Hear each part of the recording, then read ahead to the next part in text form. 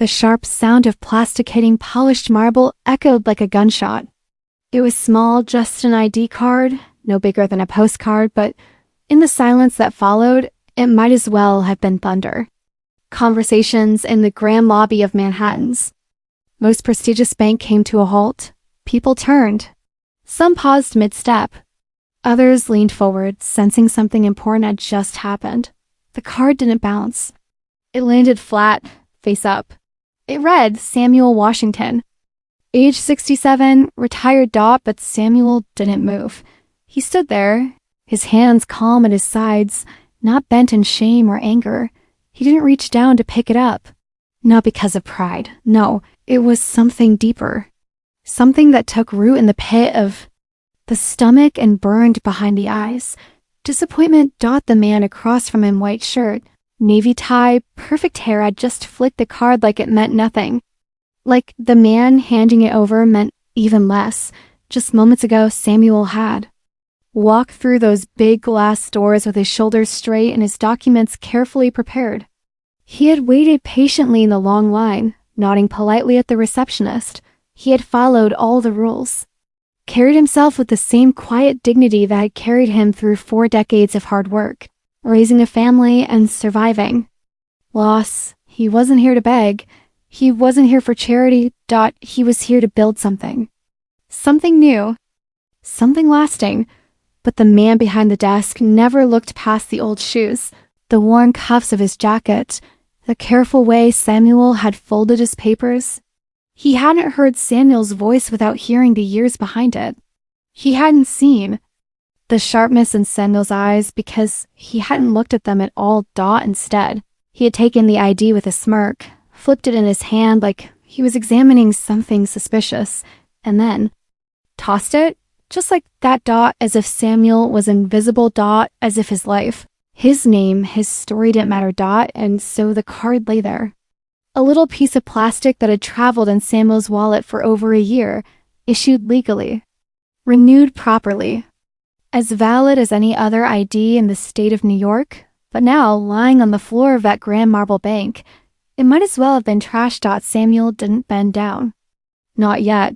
He stared at the man behind the desk, tall, young, polished, and for a brief moment, something shifted in the air. He remembered another desk, smaller, at home, with books stacked high, notes scribbled across pages, and a young boy studying late into the night. He remembered walking in after a long day of work, covered in dust, muscles sore, and hearing that boy say, "Dad, I'm going to make you proud." He had. What the loan officer didn't know, what he couldn't have known, was that Samuel Washington was the father of the most valuable client his bank had ever secured. The man whose name hung in the boardroom downstairs. The man whose company just signed the biggest development deal in the bank's history. But that didn't matter right now. Right now. All that mattered was this moment. This silence. The sharp, ugly act of dismissal in a place that promised fairness and dignity. A few people nearby began to shift uncomfortably. A woman clutched her purse. A man cleared his throat. Somewhere, a security guard stepped forward but hesitated. Even the receptionist, who had greeted Samuel kindly, now looked over with uncertain eyes. Samuel didn't flinch. Instead, he slowly reached into his coat pocket and pulled out a phone. The officer raised an eyebrow. He still didn't get it.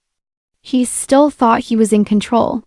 Still believed that his snap judgment, the suit, the age, the skin told him everything he needed to know.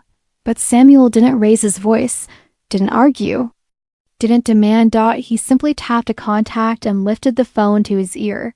The name on the screen said, Marcus. CO. The phone rang once, then a voice answered, full of warmth and strength. Dad? How did the meeting go? Samuel looked down at the ID still lying at his feet.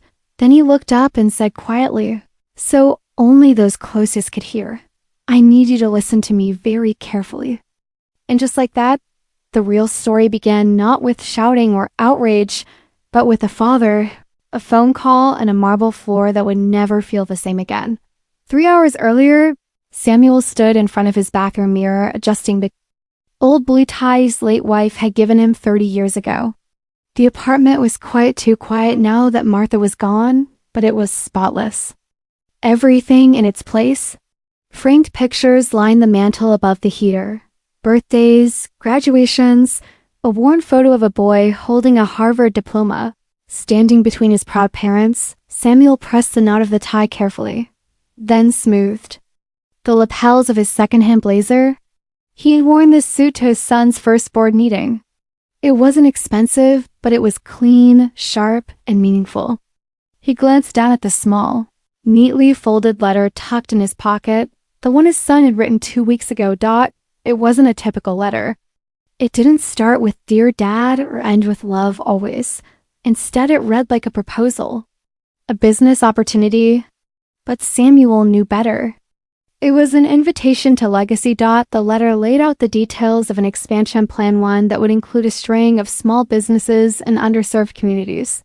His son didn't want investors from overseas. He wanted to partner with people who had lived the life, walked the streets, and knew what struggle really looked like.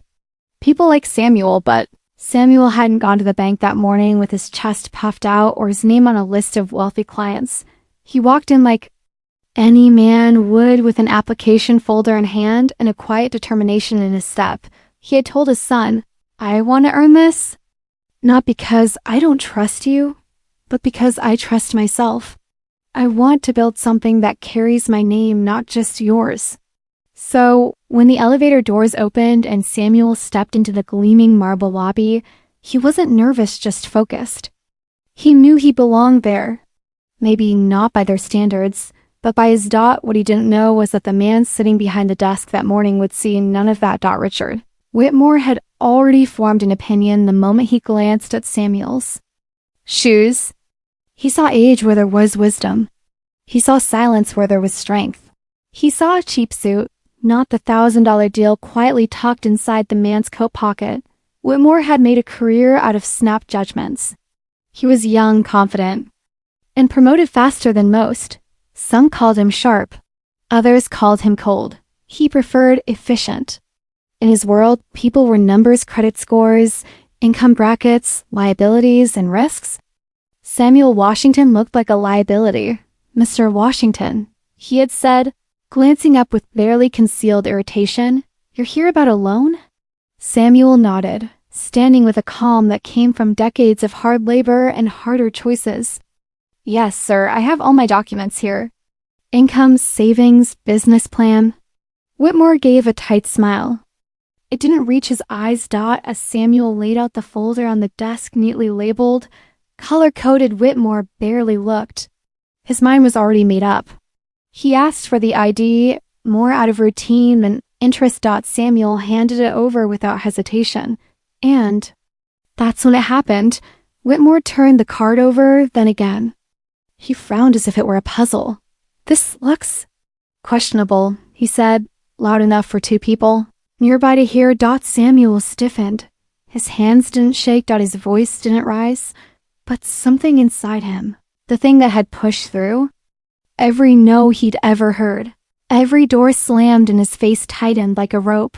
"I can assure you," Samuel said steadily, "that ID is legal, renewed just last year." Whitmore didn't even pretend to check. Instead, he leaned back, shook his head, and sighed. "There are some check cashing places that might better suit your circumstances, Mr. Washington." And then he flicked the card. It spun once in the air before landing flat on the polished marble. The sound it made was small, but the silence that followed was not. Samuel stared at the card. He didn't move. He didn't speak. His pride wasn't wounded. It had been forged in harder places than this. But something deeper than pride had been touched. Every insult he had swallowed. Every line he had waited in. Every moment he had smiled when he wanted to shout. It all lived in that silence. Whitmore went back to his screen, already assuming the old man would walk away. But Samuel didn't leave. He reached into his coat, pulled out his phone and dialed the number labeled only as CEO. And as the call connected, the balance of power in that marble room shifted quietly, permanently. The man they had dismissed was no one's burden. He was someone's foundation. And now, the storm was starting to form. The phone was still pressed to Samuel's ear when Whitmore leaned back in his chair, unaware that the floor beneath him was already starting to crack, not the marble, but the ground he stood on as a professional. He smirked, convinced the old man was calling his son or a cousin to make some noise, as people sometimes did when rejected. He'd seen it before, people scrambling to prove their worth with angry phone calls that led nowhere. But this call wasn't made in anger. It was made with the calm confidence of a man who'd held his head high in a world that had tried for decades to push it down. "Dad?" The voice on the other end said, light with concern. "How did the meeting go?" Samuel didn't speak right away. He looked down at his ID card still lying on the cold floor. "I need you to listen to me very carefully," he said. There was a pause, short but meaningful. On the 60th floor of another skyscraper across the city, the man on the other end sat up straighter in his leather chair. "Are you still at the bank?" "Yes," Samuel said quietly. 52nd floor. "The man's name is Richard Whitmore, senior loan officer. He just threw my ID on the floor." Silence again, but not from hesitation, from fury. The kind of silent fury that comes not from impulse, but from principle. From memory, from love. The voice on the phone lowered. "Put him on the line." Samuel looked at Whitmore, who had just returned to typing on his keyboard like nothing had happened. Slowly, deliberately, Samuel walked over and placed the phone on the desk. "The gentleman on the line would like to speak with you." Whitmore took the phone with the same smug smile he'd worn the entire morning. "This is Richard Whitmore, senior loan officer at First National. Who am I speaking with?" There was a pause, and then came the reply, clear, steady, and sharp like a blade through glass. "This is the CEO of Washington Industries. The man you just disrespected is my father." The color drained from Whitmore's face so fast, it was as if the blood itself had frozen. His fingers twitched. He glanced around the lobby as if looking for a way to escape a nightmare he'd just realized he was in. Washington Industries. The name echoed in his mind like a warning bell. It was the name printed across the contract the bank had celebrated.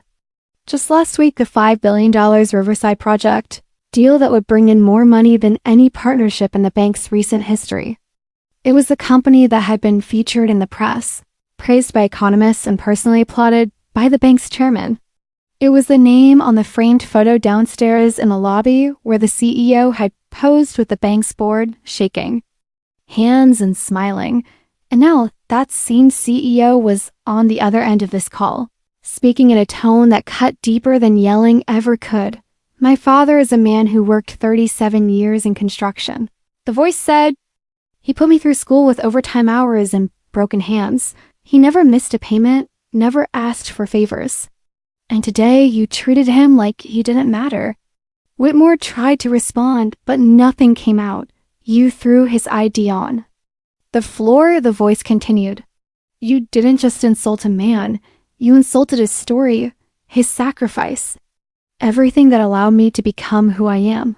People nearby were now watching openly. Employees had stopped working. The air inside the lobby felt heavy, charged, as if the walls themselves were listening. I think there's been a misunderstanding," Whitmore stammered. "Oh, there's been a misunderstanding," the voice snapped. "You misunderstood who you were dealing with." The typing on the other end of the line grew louder, fast, purposeful. Then it stopped. "You know the Riverside project? The one your bank's been chasing for 18 months? "Yes, sir," Whitmore whispered. "It's gone," the CEO said flatly. "We're moving it to another bank, one that knows how to treat people with dignity." And with that, the call ended. Whitmore held the phone like it might burn him. Around him, the room was still and silent. Every word spoken had landed like a stone in water, sending waves across the entire building. Samuel reached down, picked up his ID card with care, and slipped it back into his wallet. He didn't look angry. He didn't even look proud. He looked tired. Not the kind of tired that comes from age, but the kind that comes from carrying quiet respect for so long, only to have it dropped on the floor. As he turned to leave, The silence behind him remained, but the storm, the real storm, had only just begun by the time Samuel walked out of the bank's lobby and stepped into the waiting elevator. The entire 52nd floor was no longer operating like a bank. It felt more like the calm before a thunderstorm. Phones stopped ringing. Fingers froze above keyboards. Even the background music had somehow disappeared. A quiet panic had settled over the room like fog, and at the center of it all stood Richard. Whitmore still holding a phone that had long since gone silent. He placed it down slowly, as if afraid to make a sound. The realization was hitting him in waves, each one worse than the last. This wasn't just a bad client experience. This wasn't even just a personal mistake. This was the kind of thing that ruined careers, ruined reputations, and it was already too late to fix it. 20 minutes later, the elevator at the far end of the lobby opened with a sharp ding, and a tall, silver-haired man in a tailored gray suit stepped out. His shoes clicked hard against the marble. James Morrison, chairman of First National Bank, had arrived. People moved out of his path without being asked. He walked with the urgency of a man who had just received the worst phone call of his professional life. Where is he? Morrison asked. Nobody had to ask who he meant. Richard Whitmore stood slowly from his desk, his mouth dry, his hands suddenly unsure of where to go. Sir, I don't want excuses, Morrison said, walking right up to him. His voice wasn't raised, but it was sharper than anything that had come through that lobby all morning. I want facts, and I want them now. Tell me what happened. Whitmore glanced around. Eyes were on him from all sides. He didn't look like someone applying for a business loan, he stammered. His ID looked questionable. I was just trying to follow protocol. Protocol? Morrison repeated, his voice calm but cutting. Protocol doesn't involve throwing a man's identification on the floor. Whitmore swallowed hard. Sir, I didn't know who he was. That's exactly the problem, Morrison said, stepping closer. You didn't care who he was. You made a decision based on what? His clothes, his age, the color of his skin. You didn't even read the documents he brought. That man's name is Washington. You know that name? Whitmore nodded. Too ashamed to speak, Morrison continued. That man is the father of the CEO of Washington Industries. The same Washington Industries that just pulled a $5 billion development deal from us. Do you understand what you've done? Whitmore's voice was barely above a whisper. It was a mistake. No, Morrison snapped, his eyes narrowing. A mistake is a typo on a report. A mistake is a missed meeting. This wasn't a mistake. This was arrogance. This was prejudice. This was everything we claimed not to be, and now the world is going to see us for exactly what we are because of you. The room around them had gone completely still. Other employees had stopped pretending to work. Customers froze in place. Even the security guards looked stunned. You didn't just disrespect a customer, Morrison said. You disrespected a man who worked his whole life so his son could become something extraordinary. A man who never took a handout. A man who came here today not to ask for favors, but to build something. And you treated him like a fraud. Whitmore's eyes dropped to the floor, to the spot where the ID had landed earlier. That same marble, once spotless and strong, now felt cold and judgmental. Like remembered. Morrison shook his head slowly. You know what the worst part is? That man didn't yell. He didn't raise his voice. He didn't make a scene. He made a phone call. That's all it took. The chairman turned around and addressed the entire lobby. Let this be a lesson to every single one of you, he said, raising his voice for all to hear. Never assume you know someone's worth based on what you see. You don't know their story. You don't know their struggle. And you sure as hell don't know what they're capable of. He turned back to Whitmore. You just cost this bank the biggest deal in our history. And you did it with a flick of your wrist. The silence stretched, heavy and uncomfortable. Then Morrison walked to the same spot where Samuel's ID had fallen. He stood there for a long moment, then reached into his pocket and pulled out a business card. Quietly, he bent down and laid And on the marble floor, for every person who's ever been judged unfairly, he said. Let the space remind us what that cost. He straightened his suit and walked away. And for the first time in his life, Richard Whitmore understood what real consequences felt like, not in numbers, not in lost commissions, but in shame. The kind that didn't go away with a promotion or a new suit, the kind that stayed with you, the kind you earn. By 6 p.m. that evening, as the financial markets were closing, a single headline lit up television screens and social media feeds across the country. Washington Industries pulls $5 billion deal from First National Bank following discrimination. Incident. At first, people weren't sure what had happened. News anchors speculated. Social media debated. But within hours, the full story started to unfold. And what began as a business headline quickly transformed into something much bigger. It wasn't just about a deal falling apart.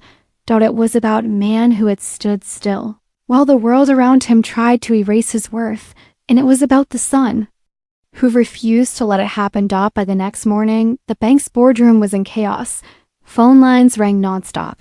Investors demanded explanations. Shareholders called emergency meetings. The media had camped outside the First National Tower before sunrise, waiting for any official comment. Inside the bank, Richard Whitmore had been escorted out quietly the night before. No statements, no handshakes, no second chances. But outside, the real conversation was just getting started. Across the country, people began sharing their own stories, times they'd been doubted, dismissed, misjudged based on how they looked, what they wore, how they spoke. The name Samuel Washington began trending online, not because of outrage, but because of what he represented. Dignity, strength, stillness. In the face of humiliation, Samuel didn't issue a public statement. He didn't need to. His story was already speaking for him. But his son decided it was time for the world to know who this man really was. 3 days after the incident, a 60 Minutes interview aired across national television. The camera opened on a sleek, modern office with floor-to-ceiling windows overlooking the skyline. The interviewer sat across from a young black executive in a crisp suit, his face calm, his voice clear. My father is 67 years old, he began. He worked construction for nearly 4 decades. He never asked for anything he didn't earn. And last Tuesday, a bank employee threw his ID card on the floor like it was garbage.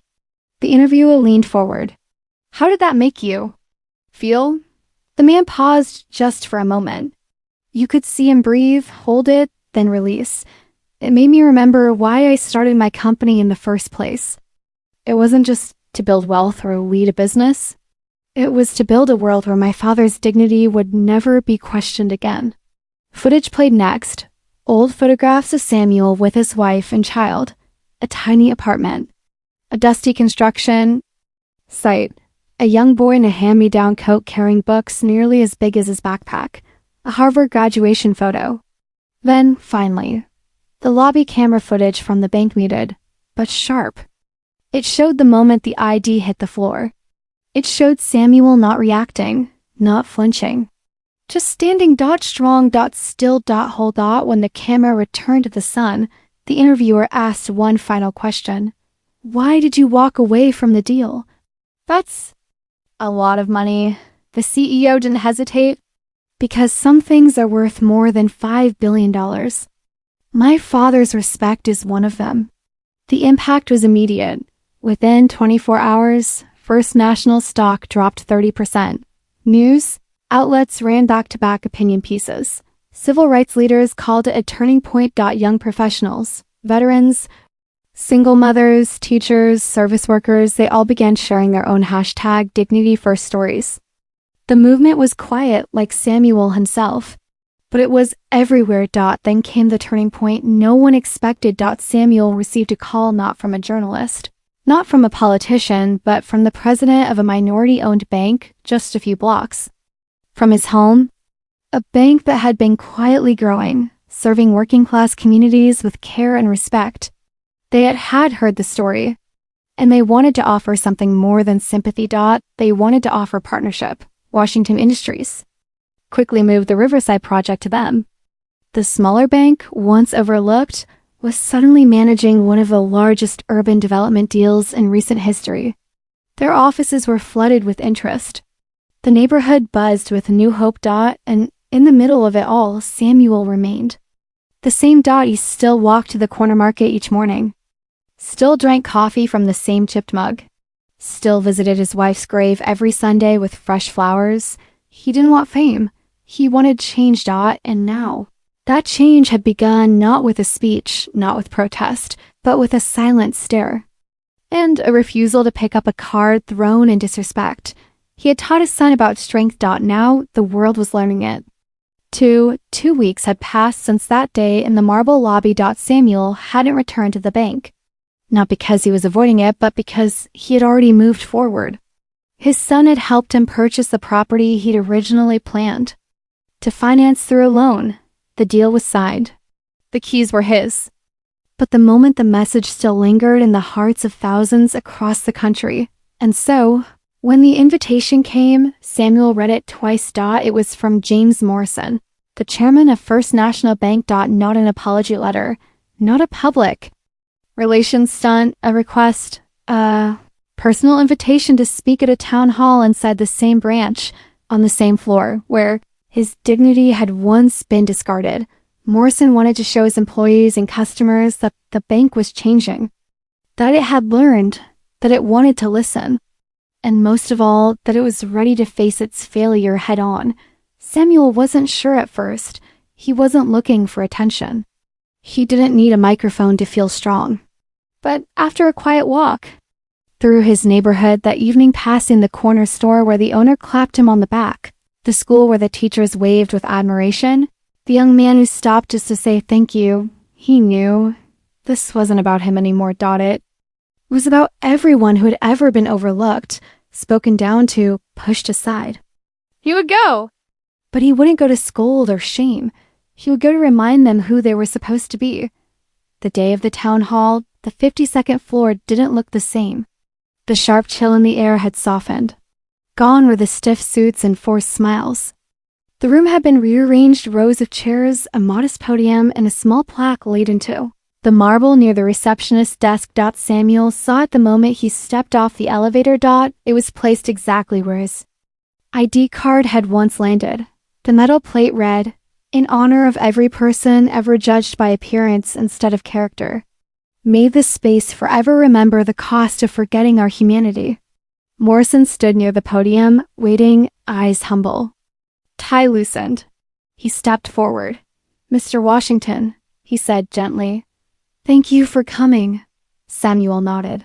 "I came because I believe people can change, not with press releases, but with actions." The room was full now. Employees, executives, community members. Even a few customers who had been in the lobby that day had returned. There were no cameras, no news crews. Just people. Samuel took the microphone, adjusted it with care, and looked around the room. "I didn't come here today for an apology," he began, his voice deep, calm, steady.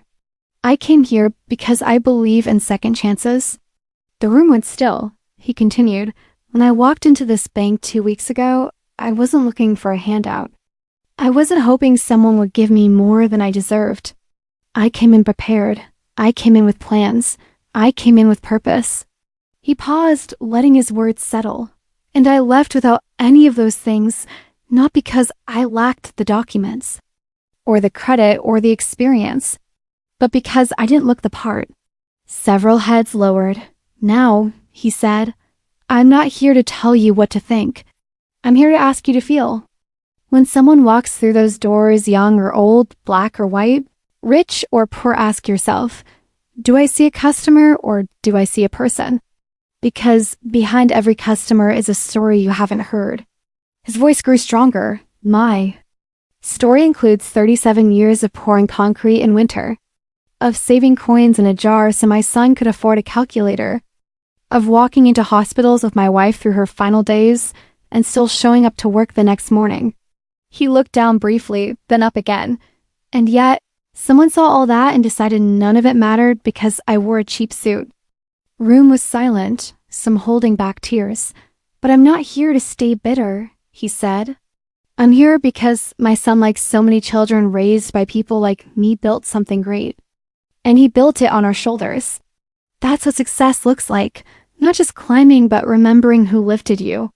He stepped away from the microphone and walked toward the plaque on the floor.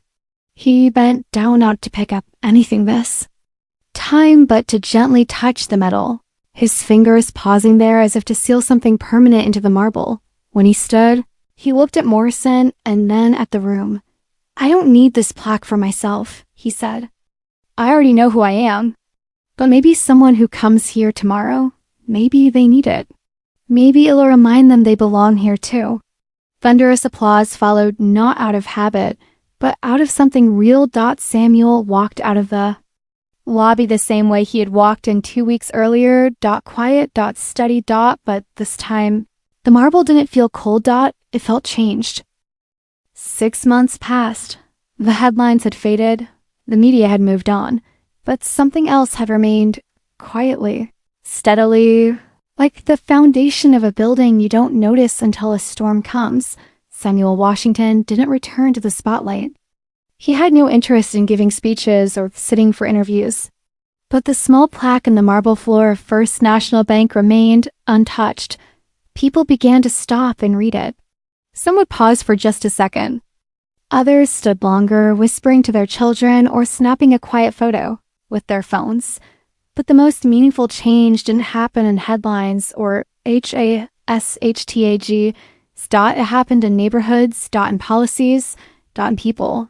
The Riverside Project, once a symbol of corporate ambition, was now reborn under the guidance of a smaller, community-driven bank. And with Washington Industries leading the way, that project was no longer just about business. It was about people. The land was being used to build affordable housing, childcare centers, libraries, and spaces where families could gather without fear of being judged or ignored. And at the heart of that vision stood a small commercial building on the edge of the neighborhood, nothing fancy. Just a 2-story brick space with clean glass windows and a hand-painted sign out front. Washington? Community Center, where every dream matters. Inside, children learned music after school. Adults attended free job training. On weekends, families gathered for movie nights, potlucks, and parenting workshops. And every Wednesday afternoon, without fail, Samuel Washington walked through its doors with a smile and a bag of oranges from the farmer's market. He wasn't the manager. He wasn't the face of the center. He was something more powerful at its roots. Sometimes people would stop him, their eyes wide with recognition. "Are you the man from the bank story?" He would smile softly and say, "I'm just a father who showed up." But one day, a group of high school students invited him to speak at their youth leadership circle. It wasn't a formal event, just 10 folding chairs, a whiteboard, and a group of kids who wanted to know more than what they saw on the news. He didn't bring notes. He just stood there, looking around the small room. "My son once told me," Samuel began, "that the measure of a man isn't how he treats those who can help him, but how he treats those who can't." The room was quiet, attentive. "You all are young," he continued.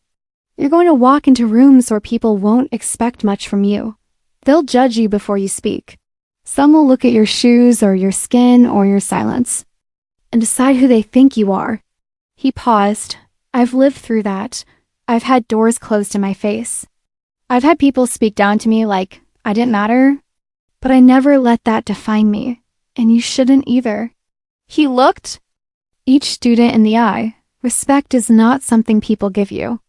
It's something you carry quietly, daily, without asking for applause. And eventually someone will see it, and if they don't, that's on them, not you. A young girl raised her hand. "Do you think people really change?" Samuel smiled. "I do. But not because of outrage. Not because they're forced to. People change when they feel. When something touches their conscience in a way they can't shake." He leaned on his cane gently. "You don't change the world by yelling. You change it by showing up, standing tall and doing the right thing, even when no one's watching." One of the students asked about the plaque in the bank. Samuel paused, remembering the weight of that marble floor. "I didn't ask for that plaque," he said, "but I'm glad it's there.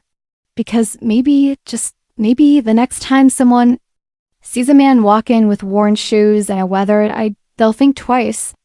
The students applauded, not loud but long. Later that evening, as Samuel walked home beneath the soft orange glow of the streetlights, he passed a small family playing outside their apartment. A little boy looked up and waved. "Mr. Samuel." He shouted. Samuel waved back with a grin. "Hey there, young man." And for a moment, all the pain, all the injustice, all the years of quiet endurance folded into one thing: peace. He turned the corner and paused outside the Washington Community Center. The sign above the door glowed faintly in the dark. He stood there a while, looking up. Not as a man who had won a fight, but as a man who had remained whole in a world that tried to fracture him. Inside that center were children who wouldn't have to fight the same battles. Parents who could breathe a little easier. Dreams that had space to grow. Because of him, because of one day, one moment.